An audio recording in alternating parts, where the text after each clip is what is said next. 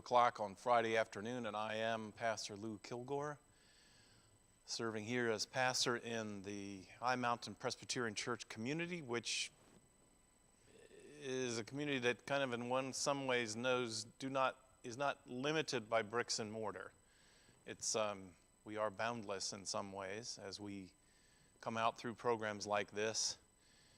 This program started a year ago, seeking to create new connections. We were being told we had to physically distance and we had to isolate and we couldn't gather in groups, and so the creativity of human spirit said, well, we're not going to be limited by that. Let's have some time to chat with the pastor that we never get. Let's do something new. So here we are. We've been doing it for a year now, usually every Monday through Friday at 2 o'clock for a period of time, checking in. I ask the questions, and I have the luxury of having a conversation where you don't get to say anything back. So, well, it's a pastor's dream, right? Not really. I try very much to anticipate what your thoughts, questions might be, given your sense of what's happening around you. I don't know how you form the answer to that question. Where do you get your feedback about what's happening in your life and in your world? But especially in the last year, we've had a lot of ties that have binded us together. I do not believe the statement that we're all in this together. I mean, if you're talking about humanity, yes, but the variety of ways that we are in it, the variety of ways that we live it are infinite. And part of what we do in trying to create a ministry in the diversity of life of human beings is to be sensitive to our limitations. I am a pastor. I'm 65 years old. I have a frame of reference, a view. I'm a white pastor, descendants of Scotch and Irish and German people. So I come at the gospel from a point of view, a cultural point of view, but I've also spent most of my life trying to see beyond those limits. My call as a pastor is not to preach the gospel of Scotch, Irish, German people. My call as a pastor is to preach and celebrate the gospel of God, who loves the world and who is present in the world and is an advocate in the world for all people. When I was going to Sunday school, we sang that song, red and yellow, black and white, when they are precious in his sight. Jesus loves the little children of the world. So that's where I'm at. Hello, world. As unvaried as you all may be as a listening audience, I try to tune my ears and eyes to people who are listening and sharing in a variety of life circumstances. We are, I think, around the world in liturgical traditions of the church. Now, that's some big words if you don't know any of church lingo. Liturgical traditions means that we have a kind of a pageantry by which we practice our faith. We do seasons of Advent, and we develop themes, and we do Easter and the season after Easter. Then we do the Pentecost season. We are currently in the liturgical part of the year, which we call Lent. And Lent is a season of preparation. It's a season of confession. Confession is good for the soul. You know as well as I do. You walk around carrying things that you know you've got to tell somebody what you did or tell them what you forgot to do or something like that. And then the time comes, and as frightened as we are, we come out with it. And then the consequences fall, and then we breathe a sigh of relief. Our soul is relieved. This is the season of Lent. Seeking freedom, seeking release from the brokenness of our lives and the imperfections of our lives. And seeking to do it in the only way that we really know how, in the model of Jesus, in the way that he invited us to speak the truth, and the truth shall set you free. And then trust in God's mercy and grace, even if the human beings around you fail you and they do not forgive you, and they're angry with you for the rest of their lives, you can count on the grace and mercy of God in Jesus Christ. You can. And Jesus was not some sort of weird appearance.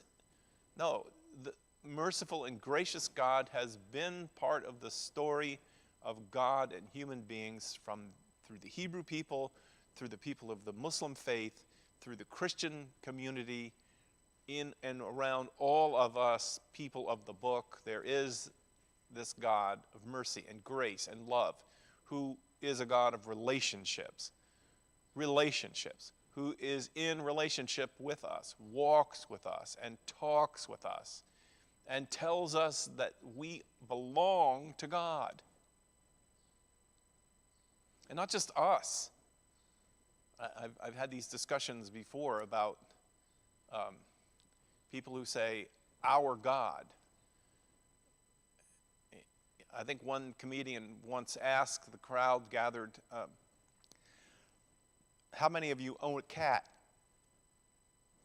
And a lot of people put up their hands, and the comedian immediately, with good timing, went, no you don't, no you don't, no you don't, no you don't. Nobody owns a cat. And I would say you take that illustration and go a couple of steps higher. Nobody owns God. Our God? No. We belong to God. You belong to your cat. Your cat has people. God, you can't say our God. You can't. Not if you're referring to the God of the Bible, the God of Abraham and Isaac and Jacob, the God who revealed God's self and does so in life for those that can hear and those that can see. And even for those who can't, no judgment is passed. So, I'm just proving my credentials as a pastor. It's what I do. It's the world, it's the water I swim in. And in the water that I swim in as a pastor, I often ask, how are you doing? How are you? Take stock of your life. Don't be afraid. Especially take stock of it in light of the goals and aspirations of a life walking with God. You do not need to fear learning that you've failed.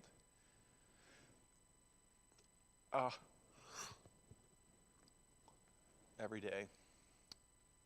You know, there's a lot of wisdom writing out there in our culture that says a failure is an opportunity to learn. A failure is an opportunity to learn. If you've never failed, that means you're not trying something. You're not growing. You're not venturing. This is how life progresses. You fall down, you get up. Don't be afraid. Don't be afraid. This is the inventory time. This is a time. You don't even have to say it out loud to me as the pastor because you're not here in the room with me. People do sometimes eat their Wheaties in the morning and come in with all kinds of courage and cross the threshold of the pastor's office, and they drop into chairs like this and they say, usually in the beginning, not much, because they're sort of choked up with what they want to talk about. And then eventually, with the right encouragement, they begin to speak. How are you? What's happening in your life? And the words come out. And because they come out, they're accessible not only to me as the pastor, but also to them. They hear themselves talking about what's happening in their life. And then if they can't hear it, I reflect back to them. So it seems to me you're very frightened right now. Seems to me that you're feeling very discouraged and that you're having a time of wondering. You know, it seems to me you're having a crisis of faith. You don't know what to believe anymore. That's how a pastor's chat works. And in these times, during the Lenten time, I've been trying to, in anticipation of what we may or may not know about the secrets of life, right? Imagine the arrogance of me trying to talk about the secret to life. The secret to life. I didn't get this on my own. I didn't invent it for myself. The secret to life, my friends, is love. And the inner part of the secret of life is do not just respond to your own sense of, yes, I do need someone to love me. The secret to life, the core of the secret to life is loving the other. A great Christian theologian, Martin Buber, wrote a book in which he used 2 words to talk about the essential interrelationship of ourselves to others, and how the spiritual, the dimensions of life and wholeness and faith, he talked about I-thou relationships. I-thou, using that good old King's English word, thou. It's a term of formal reverence, I-thou. But in describing those relationships that we have with each other, it also gives us a clue. It also gives us some notion of what this is in our relationship to God. Loving God. How do you love God? How do you love God? In the Hebrew, Jewish tradition, every young Hebrew man, woman, child was instructed to begin the day this way. Before you put your feet on the floor of a day, you recite to yourself to ward off any distractions, any misdirections. You recite the Shema.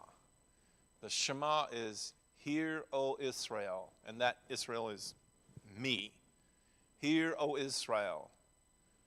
You shall love the Lord your God with all of your heart, with all of your soul." No, wait, I skipped the beginning. "Hear, O Israel, the Lord your God is one God." One God. "And you shall love the Lord your God with all of your heart, with all of your mind, and with all of your soul." The Shema. Begin every day. It's the call to meaning and life.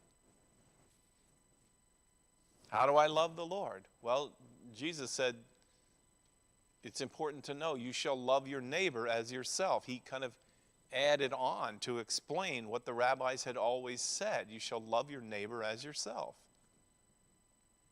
And that includes loving your neighbor and also loving yourself. Yes, it does. These are all very positive, life-directive incentives for us when we are thinking about life, purpose, and especially during a season of Lent. As we try to make meaning, we try to find meaning in life. Lent is a time through our own reflection and our own willingness to be open and speak a truth about ourselves and to others to unlock the secrets of love. Of love. And I'm wondering, for those of you who've been walking through this week with me, how'd you make out on your list?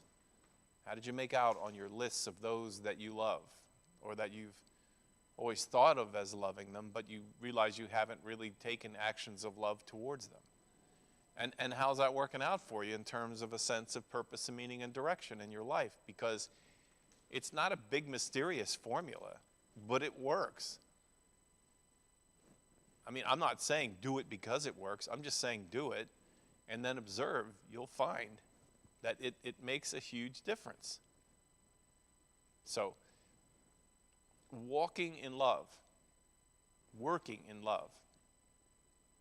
This is the challenge. I'm convinced that crowds of people that gathered to celebrate the entrance of Jesus into Jerusalem were overwhelmed with the good news of the outpouring of love that Jesus had shared in their lives.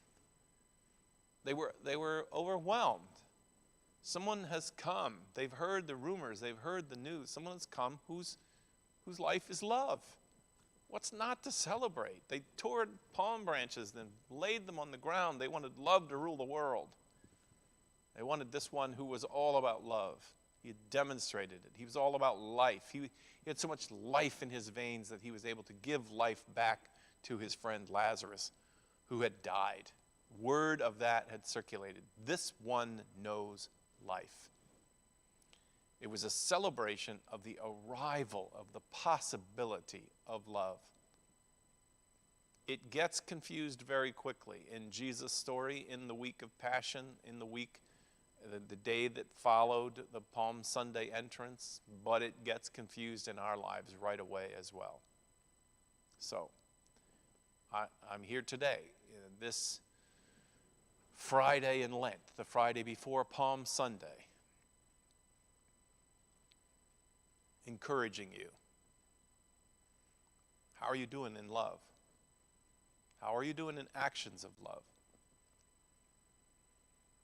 Maybe you want to think, while there's still time in this season, of enhancing and increasing those actions of love in your life. Because you want, like every human being wants, to live a life full of meaning and purpose. A life of meaning that is able to endure unhappiness and crisis. To be able to live. In the church I grew up in, they talked about living victoriously all the time. So that's it, my friends. It's a rehearsal of love. It's a rehearsal of Lent, leading us towards love. I hope that you'll have some way in your life of walking with Jesus through these last days of his life. We're down to the days now. Palm Sunday, we count that entrance into Jerusalem as sort of the week before he died, or actually 5 days before he died. We remember the beautiful sense of how Jesus gathered with his disciples and others. I don't think Leonardo da Vinci had it quite right. I don't think that's all that was there at that supper. But he gathered with his disciples in a frightening night before he already knew that the authorities were stirring up to come and get him at the time of the festival. And yet he loved. He persisted in love. That's what they wrote about him. He washed his disciples' feet. He loved them. And in his prayer, they overheard his prayer. Thank you, God, for those that you gave me, that I was able to give myself in love to them. And may they give themselves in love to the world. All right. It's been good to be with you this week. And I look forward to the chats we'll have next week, which will be sort of a telling again and making sure that for many of us, we don't really know all of this story, so we want to make sure that we've got the narrative down of what happened in the week from Palm Sunday through the Last Supper, through the crucifixion on the cross, and then through all the way to Easter Sunday. We'll be here on this channel, live, seeking to inspire your faith and encourage you through this Sunday, Palm Sunday, and then we're on to Easter. God bless you, my friends. I look forward to talking to you again very soon.